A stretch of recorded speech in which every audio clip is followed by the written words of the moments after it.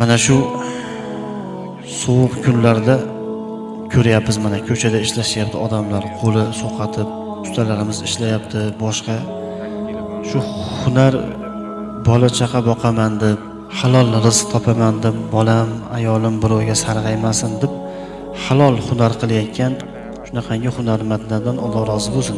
Ajr mukofotlarni Xudo va'da qilgan bu insonlar.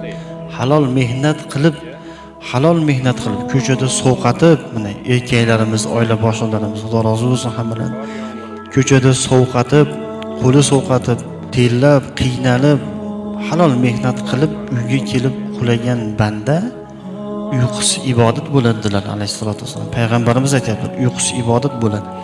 Va har bitta olayotgan nafasi tasbih, istig'for bo'ladi. Halol mehnatdan charchab uxlab uyg'ongan bandani gunohlari kechirilgan holatda uyg'onadi degan. Shuning uchun shu mana sovuq kunlarda ham ishlab yurishibdi ba'zi insonlar ko'chalarda. Xudo rozi bo'lsin hammalaridan. Mana shu hadisda aytilgan darajatlar iloyim nasib qilsin. Siz ham bo'laveradi mana. 100% oppog'i ham bor, sarig'i 100% bor.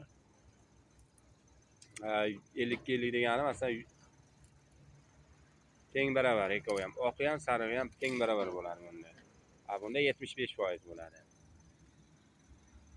Kimga buni xizmatlar kerak bo'lsa, kelaverasizlar, Vodiy choyxona, zapchast magazinini oldida. Katta elektrik. Bu yer ham chiroyli qilib, almashtirib.